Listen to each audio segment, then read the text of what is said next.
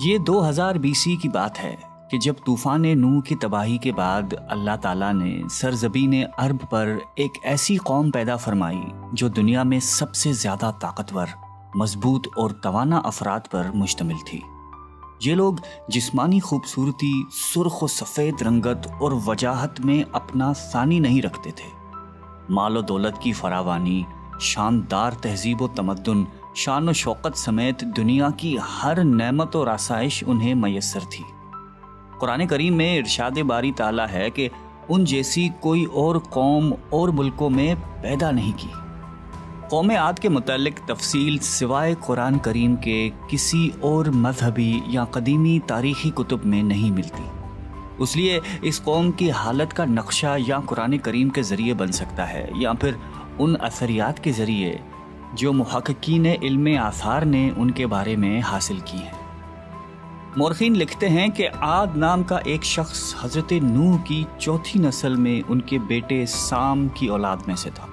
چنانچہ اس شخص کی اولاد اور اس کی پوری قوم عاد کے نام سے مشہور ہو گئی۔ وہ اعرابی تھے جو بہت لمبے اور مضبوط ستونوں پر قائم کردہ عالی شان محلات میں رہا کرتے تھے۔ قرآن کریم نے انہیں ارم ذات العماد یعنی ستونوں والے کے نام سے یاد کیا ہے۔ ارم ان کا بہت خوبصورت شہر تھا جس کے آثار 1984 میں خلائی شٹر چیلنجر کی مدد سے دریافت کیے گئے ہیں۔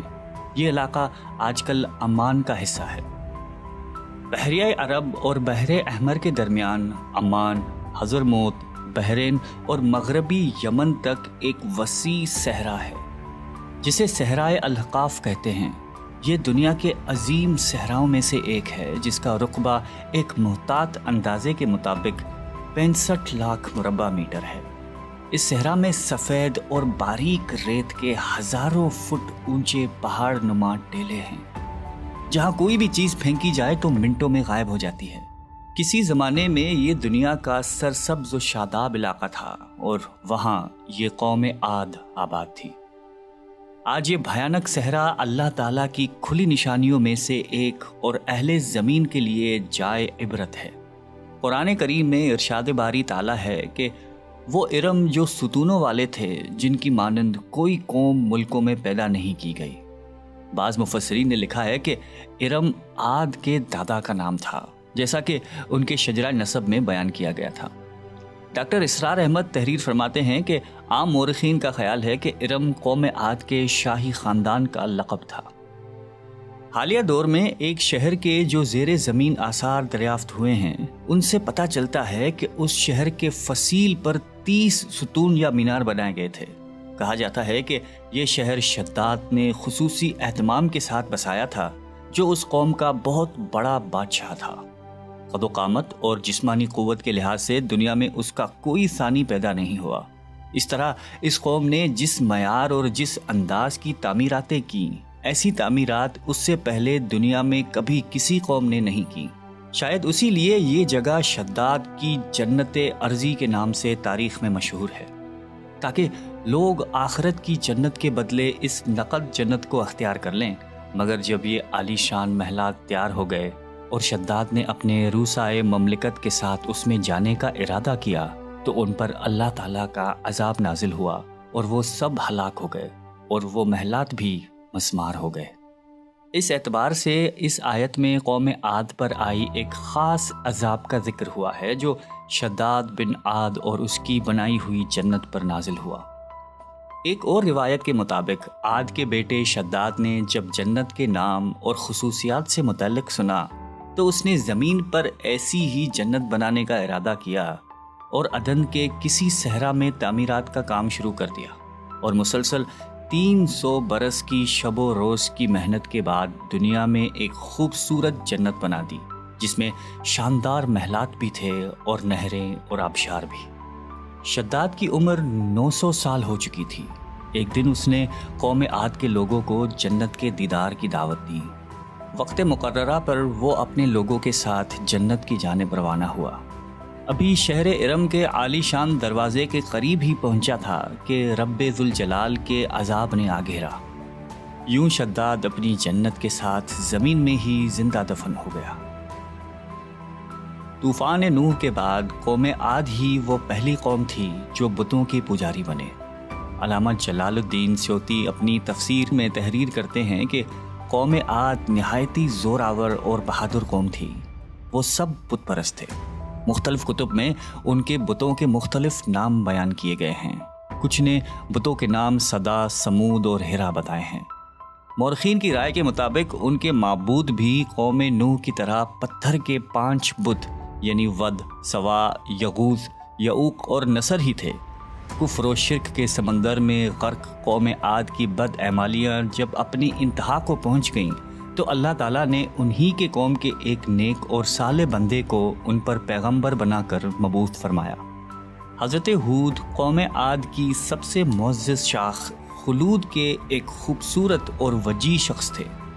حضرت ہود علیہ السلام نے ان سے کہا کہ بھائیو، ایک اللہ ہی کی عبادت کرو، اس کے سوا کوئی تمہارا معبود نہیں۔ قوم عاد کے سرداروں نے جواب دیا کہ تم ہمیں احمق نظر آتے ہو اور ہماری نظر میں تم جھوٹے ہو۔ حضرت ہود نے کہا کہ میں رب العالمین کا پیغمبر ہوں اور اللہ کا پیغام تم تک پہنچاتا ہوں۔ کہنے لگے تم ہمارے پاس اس لیے آئے ہو کہ ہم اپنے ان معبودوں کو چھوڑ دیں جنہیں ہمارے باپ دادا پوجتے تھے اور صرف ایک اللہ کی عبادت کریں؟ اگر تم سچے ہو تو جس عذاب سے ہمیں ڈراتے ہو وہ لے آؤ۔ حضرت ہود مسلسل 50 برس یا اس سے بھی زیادہ واعظ و نصیحت کرتے رہے۔ کبھی انہیں اللہ کی عطا کردہ نعمتیں یاد دلاتے تو کبھی عذاب الہی سے ڈراتے، کبھی طوفان نوح کی ہولناکیوں کا ذکر فرماتے، لیکن وہ غرور و تکبر میں اندھے اور بہرے بنے رہے۔ انہیں اپنی طاقت پر بڑا گھمنڈ تھا۔ ارشاد باری تعالیٰ ہے کہ قوم عاد ناحق ملک میں غرور کرنے لگی اور کہنے لگی کہ ہم سے بڑھ کر قوت میں کون ہے۔ قوم عاد کے 13 خاندان تھے۔ عمان سے لے کر یمن تک ایک طویل علاقے میں ان کی بستیاں تھیں۔ سرسبز و شاداب کھیت و کھلیان، پھلوں پھولوں سے لدے ہوئے باغات، میٹھے پانی کی بل کھاتی نہریں، خوبصورت آبشاریں اور تندرست و توانا قوی، مضبوط اور قداور جسامتیں، انہی سب نعمتوں نے انہیں شدید گھمنڈ میں مبتلا کر رکھا تھا۔ حضرت ہود علیہ السلام نے اپنی قوم کو راہ راست پر لانے کے لیے بڑی جدوجہد کی، لیکن قوم عاد آپ کو جادوگر اور سحر زدہ شخص خیال کرتے تھے کہ جنہیں ان کے پتھر کے باطل خداؤں نے دیوانہ بنا دیا تھا۔ بالآخر وہ لمحہ بھی آ گیا کہ جب حضرت ہود علیہ السلام نے بارگاہ الہی میں دعا فرمائی کہ اے میرے پروردگار، انہوں نے مجھے جھوٹا کہا ہے، اب تو میری مدد کر۔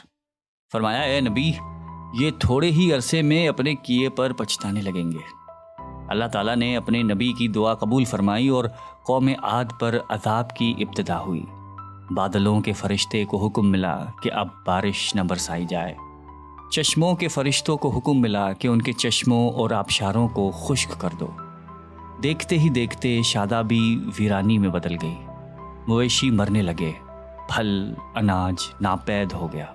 پوری قوم خشک سالی کا شکار ہو کر بدحال و پریشان ہو گئی۔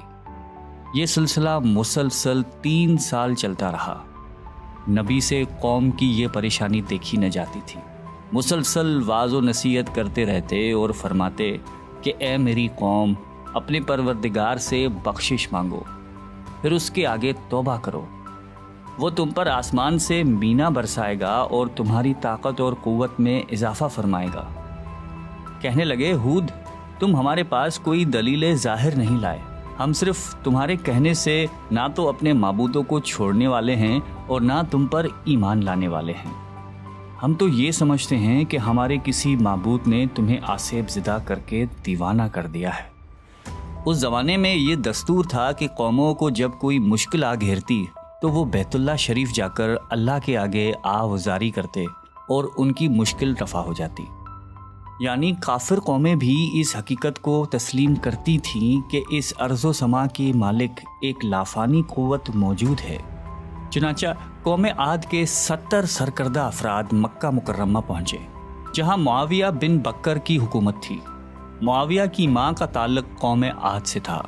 معاویہ نے ان کی خوب آؤ بھگت کی۔ وہ لوگ 1 ماہ تک وہاں رہے اور بارش کے لیے دعائیں مانگتے رہے۔ دعا کروانے والے سردار کا نام قیل بن عنبر تھا۔ اللہ تعالیٰ نے ان پر 3 رنگوں کے بادل بھیج دیے، سفید، سرخ اور سیاہ۔ پھر آسمان سے ندا آئی کہ ان میں سے ایک کو منتخب کر لو۔ قیل نے سیاہ بادل کو پسند کر لیا کیونکہ وہ خوب بارش برسانے والا تھا۔ پھر ندا آئی کہ تو نے ہلاکت اور تباہی کو پسند کر لیا ہے۔ چنانچہ اللہ تعالیٰ نے سیاہ بادلوں کو قوم عاد کی جانب ہانک دیا، جسے دیکھ کر پوری قوم خوشی کے شادیانے بجانے لگے۔ ارشاد باری تعالیٰ ہے کہ جب انہوں نے اس عذاب کو دیکھا جو بادل کی صورت میں ان کے میدانوں کی طرف آ رہا تھا، تو کہنے لگے یہ تو بادل ہے جو ہم پر برس کر رہے گا۔ تو اللہ تعالیٰ نے فرمایا نہیں، بلکہ یہ وہ چیز ہے جس کے لیے تم جلدی کرتے تھے، یعنی آندھی جس میں درد دینے والا عذاب بھرا ہوا ہے۔ یہ ہر چیز کو اپنے پروردگار کے حکم سے تباہ کیے دیتی ہے۔ گناہگار لوگوں کو ہم اسی طرح سزا دیا کرتے ہیں۔ اللہ تعالیٰ نے یہ عذاب 7 رات اور 8 دنوں تک مسلسل جاری رکھا۔ اس آندھی نے کسی جاندار کو زندہ نہیں چھوڑا۔ غاروں، پہاڑوں، گھروں، محلات اور قلعوں کے اندر سب کو فنا کر ڈالا۔ حضرت ابن عمر رضی اللہ تعالیٰ عنہ سے مروی ہے کہ آپ علیہ السلام نے فرمایا کہ وہ آندھی جس کے ذریعے قوم عاد ہلاک ہو گئی تھی، اللہ تعالیٰ نے ان کے اوپر صرف انگوٹھی جتنی جگہ کی مثل ہوا کھولی تھی۔ اللہ تعالیٰ نے اس خوفناک آندھی سے حضرت ہود علیہ السلام اور ان کے ساتھیوں کو محفوظ رکھا۔ ایک مرتبہ حضرت عائشہ صدیقہ رضی اللہ تعالیٰ عنہا نے آپ علیہ السلام سے دریافت کیا کہ یا رسول اللہ، لوگ تو بادل دیکھ کر خوش ہوتے ہیں کہ اب بارش ہوگی، لیکن آپ کے چہرے مبارک پر تشویش کے آثار نظر آتے ہیں۔ آپ علیہ السلام نے فرمایا کہ عائشہ، اس بات کی کیا ضمانت ہے کہ اس بادل میں عذاب نہیں ہوگا، جبکہ قوم عاد ہوا کے عذاب سے ہلاک کر دی گئی تھی۔ اس قوم نے بھی بادل دیکھ کر کہا تھا کہ یہ بادل ہے جو ہم پر بارش برسائے گا۔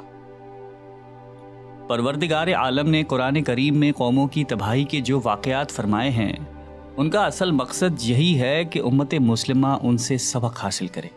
اللہ نے قوم عاد کو طاقت و قوت، مال و دولت، شان و شوکت سمیت دنیا کی ہر نعمت عطا فرمائی، لیکن جب اس نے نافرمانی کی اور اپنے نبی کی بات ماننے سے بار بار انکار کیا تو اللہ تعالیٰ نے اسے نیست و نابود کر دیا۔ ہم سب کو بھی انفرادی اور اجتماعی طور پر اپنے روزمرہ کے معاملات کا جائزہ لیتے رہنا چاہیے کہ کہیں ہم جان بوجھ کر یا انجانے میں اللہ اور اس کے نبی علیہ السلام کی نافرمانی کے مرتکب تو نہیں ہو رہے۔